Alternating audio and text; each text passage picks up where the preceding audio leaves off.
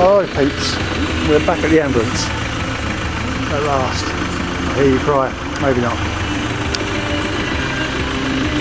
It's got a battery on there, it's got a brand spanking new battery because I managed to kill the other two batteries. I might put a video up and connect it in with this one, edit it into this one.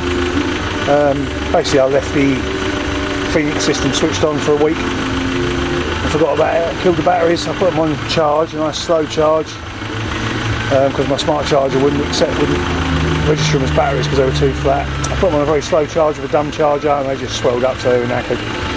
They were AGM batteries so they were the wrong type to be charged off of my battery anyway, off my alternator anyway, so I've gone for normal starter batteries and there's a very good reason for that and I'll explain that to you in a bit. I've got another one of those coming next week.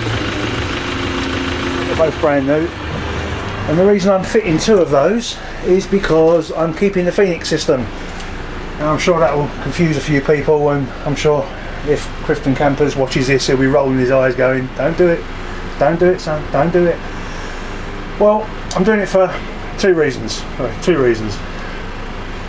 Reason number one, I like the functionality of it. I like what it does. It turns on the alleyway lights. I can turn on the heating system from in the front as I arrive at a campsite or as I arrive at a job site. Don't forget, this isn't just a camper, this is a work vehicle. This is my mobile workshop as well. So after talking with a mate of mine who works for LAR, a recovery company, I like the way the functionality of the system works. So you've got telling me there's a door left open there. That's the part of the functionality I like. I can turn the rear lights on from in the front, I can turn on the alleyway lights, front, rear, side and side. Actually there isn't a front alleyway light, but I'll get around to that in a bit. What I'm doing today is I'm just been coming in, measuring up, taking pictures so I can plan things that I want to do at home, or I can plan things at home that I want to do rather. Silly little things like these roof lights here. These are only going to be used when the engine's running. As it's running now, as you can hear by the horrible vibrations coming through this thing, which I'll be sorting out at some point. But when I arrive on site, when I'm working on something and I have to use the lights in here as the workshop, I'll be using these lights. They're lovely and bright, they do the job. But for a camper, even if I put them on dim, they're okay, but still a bit on the bright side, and because they're fluorescent tubes, they take an awful lot of power. So what I've actually got, I've got 4 sets of these, and we're back to the difficulty in one end. Rows of LEDs. They're warm white LEDs, low power, and these will be fitted inside. I'm not sure how you're going to see this, I may have to get the old torch out. If you can see in there,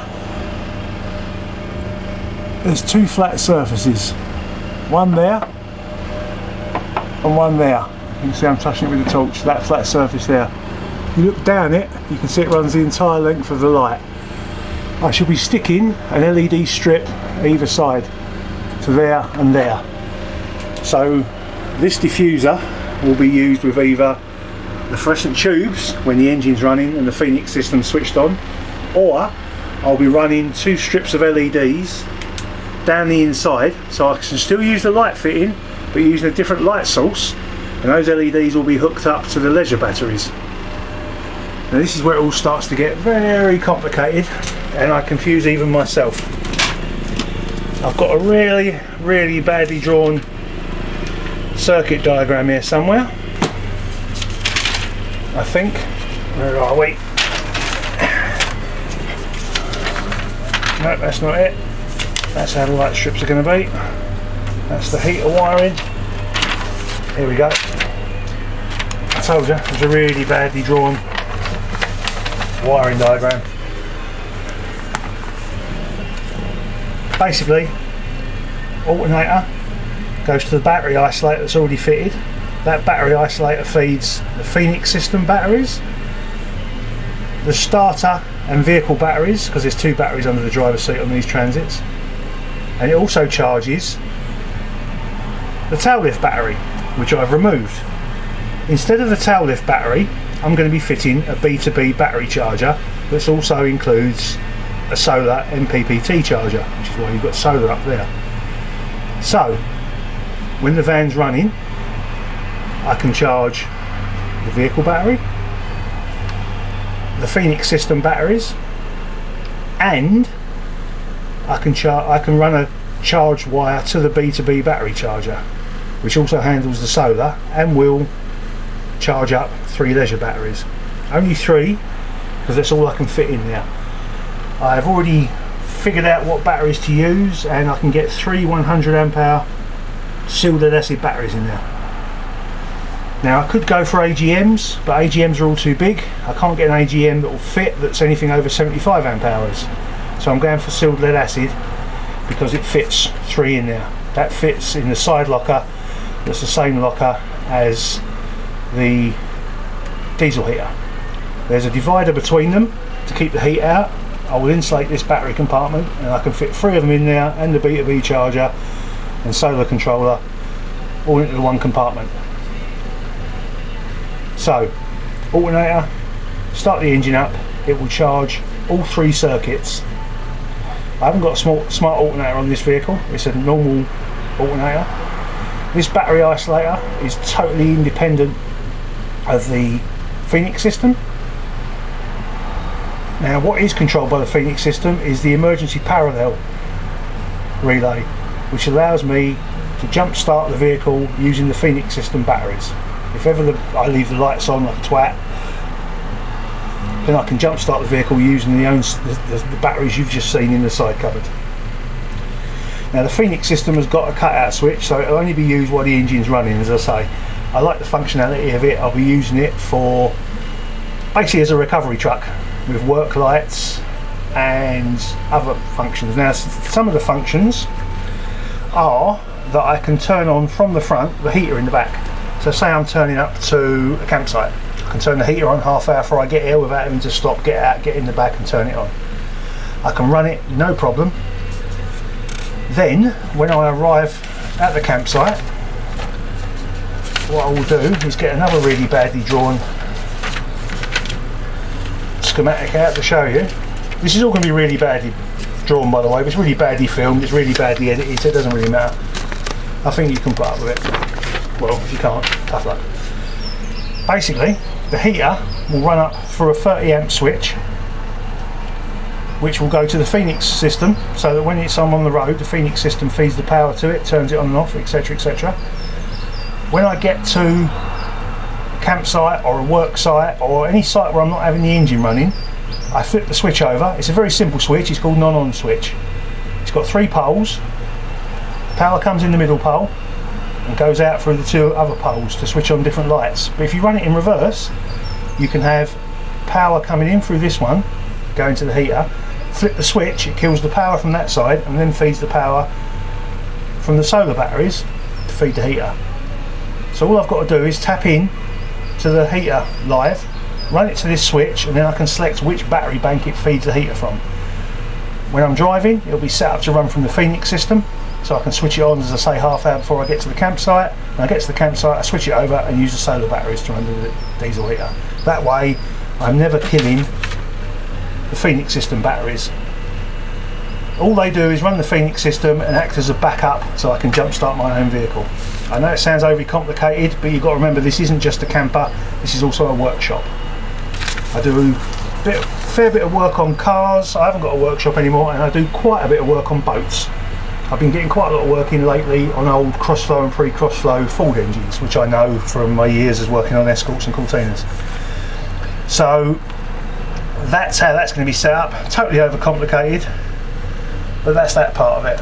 Right, now where was we? We was on lights. Well, let's go to the fuse box next. I've got this marine fuse box.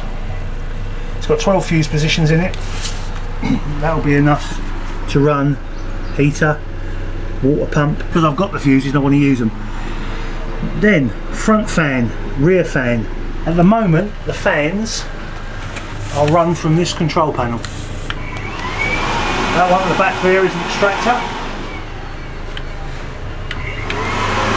That one at the front there blows in. I'm going to be removing those from the Phoenix panel and wiring them to the solar lights in the same way that I'll be doing the diesel heater, i.e. with a switch. So I can use them while the engine's running. Well, actually no, I don't even need to do that. I don't need to control them. I can't control them from the front anyway, so they'll just be straight onto the leisure battery. Front fan, rear fan. USB sockets. This is where my little box of goodies come in. I've been buying from eBay. I've got these USB sockets, which I should have really got out of the bag in preparation for this, but I didn't, because I'm never prepared for anything. I was a Boy Scout, believe it or not. Arcade will do our best to cock everything up. There's the USB charging point. There'll be 4 of these around the van. 2 over this side by the bed somewhere. 2 over this side where my TV will be, and my PlayStation and my Now TV box. These are in here. These are my heavy duty on switches.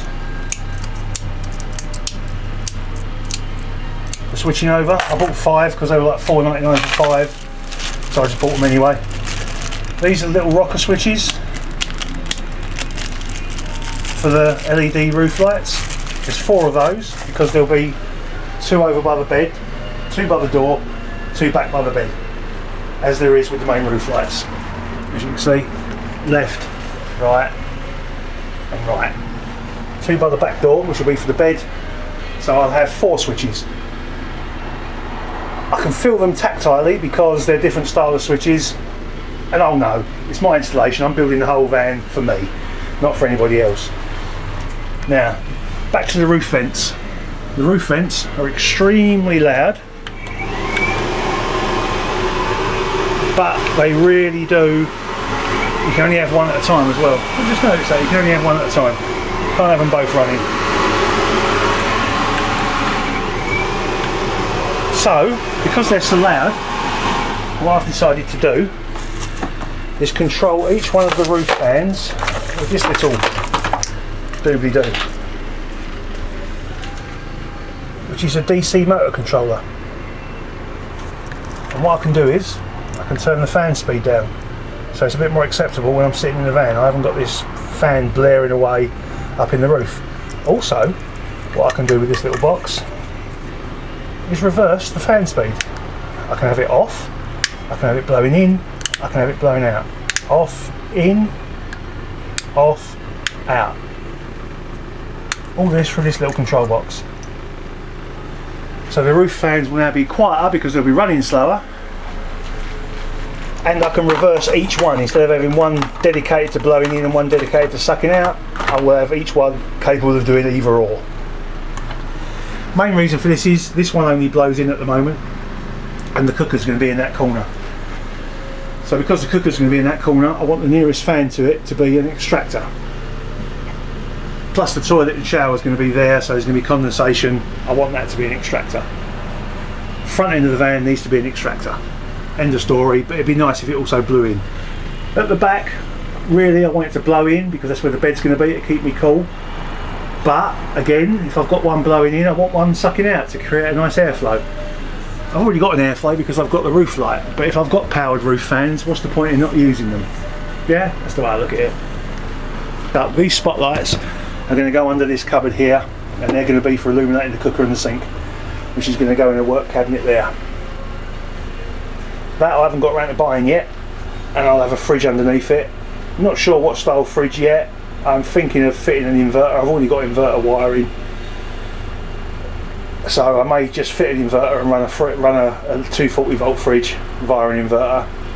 To be perfectly honest, the money you save on buying a 12 volt fridge, which is about £700 difference between a 240 volt and a 12 volt fridge, that £700 will buy an awful lot of solar panels and an awful lot of solar batteries to make up for using the inverter. We'll see. As I say, I've still got to look into that a bit further. I don't really want a normal style fridge. I've actually already got one in here, which is a nice little fridge, but it's got a freezer compartment which I don't really want because these fridges technically I suppose they are fridges, but all they are is they control the temperature in the freezer and allow the cold air to spill into the fridge, which means they're always trying to achieve a much colder temperature. Whereas if you just had a fridge, it's just trying to cool down the fridge temperatures, not cool down the freezer temperatures, and then use the overspill from the freezer temperature to cool the fridge compartment.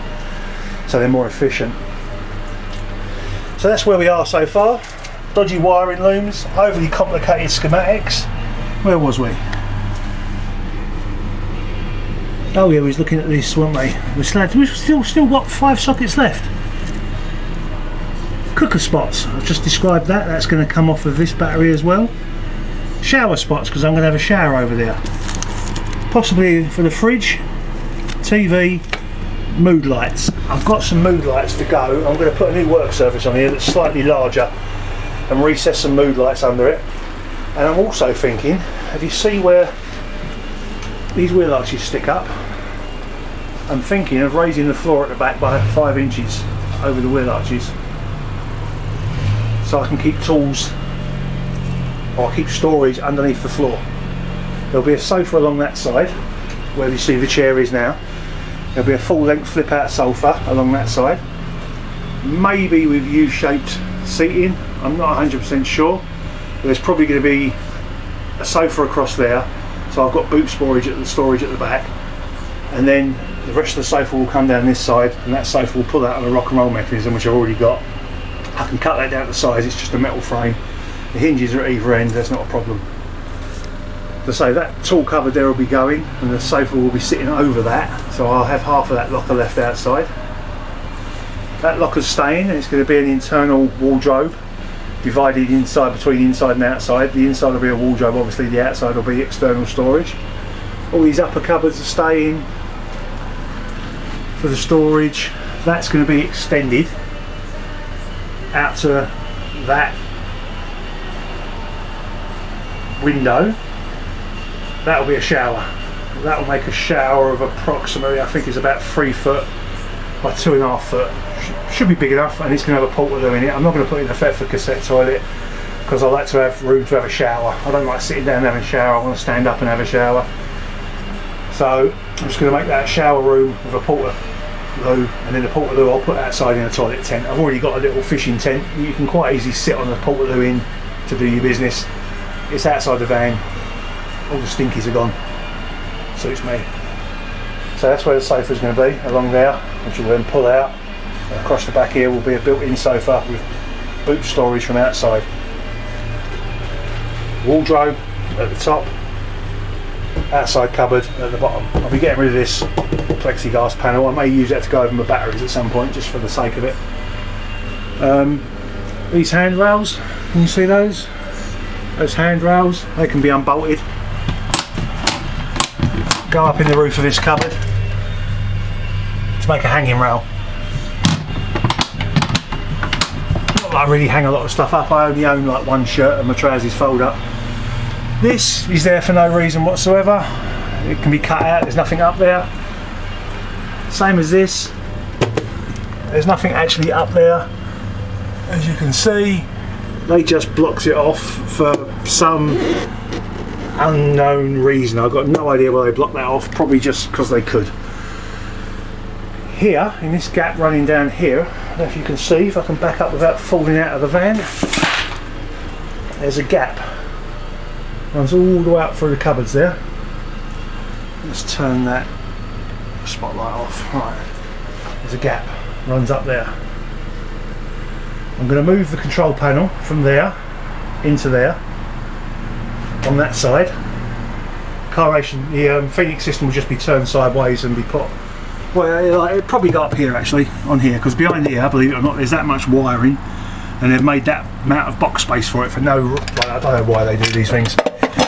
Over engineering it, wasting space. I think I've showed you this before. The wiring is literally comes out to there. All that space is wasted, so this will probably be where all my control panels are. The solar will be just under the floor there, so I can have the control panel up there for it. Carration controls can go on there, but running down that way, I've got to change the stickers on them to show what they say anyway. I'm not sure whether these stickers will come off or can be changed. but I'll just paint them with some nail varnish or something, different colour. Thermostat can go up there as well.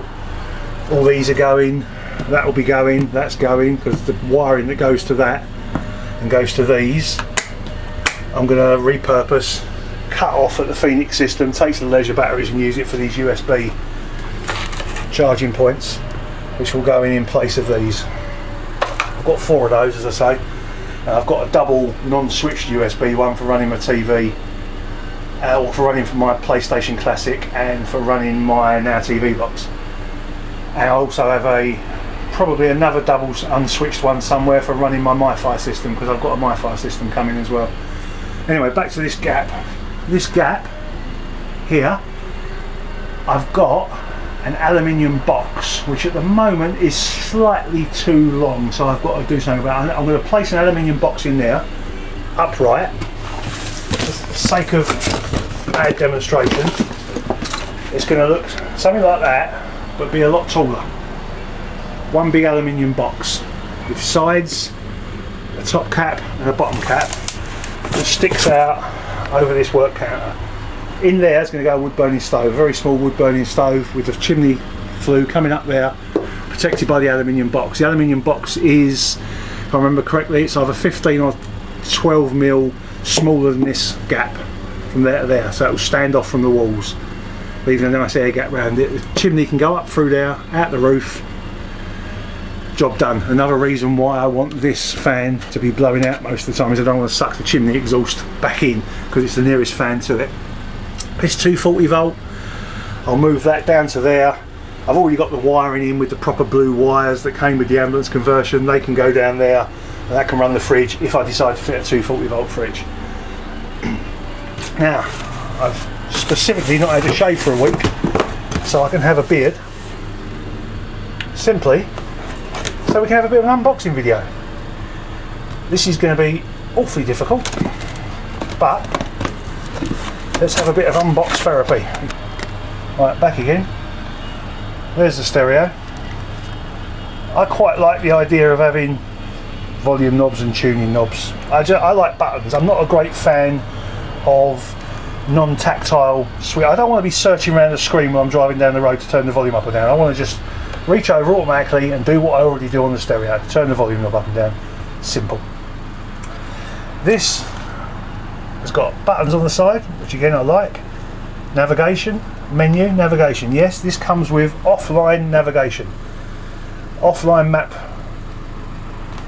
DVD, BT for your phone, music, video, radio, eject, tune button, mini USB, SD card slot and a GPS slot. So you can add newer, updated maps if you want. On the back of it, it comes with a Wi-Fi aerial. So if you park outside your house, you can pick up Wi-Fi, or, as in the case of I will have my MiFi system set up in the back of the van, and I'll be able to watch YouTube. Not while I'm driving, because that's illegal and pretty stupid to be honest. And then you've got the GPS antenna. That comes in the wiring loom. It is hidden away in the bottom of the box. And that is so you can use the offline mapping system, just like you would any other Garmin or GPS system. There it is. There's the GPS antenna, goes up on the screen. Also in here you've got the main wiring loom. It comes with 2 USB ports that you can have sticking out the dash or in your glove box, so you can download music to it. Aerial adapter, all sorts of wiring. Main wiring loom to universal adapter. Whether that will fit mine I don't know. I may have to get a new adapter for it, but it comes with it.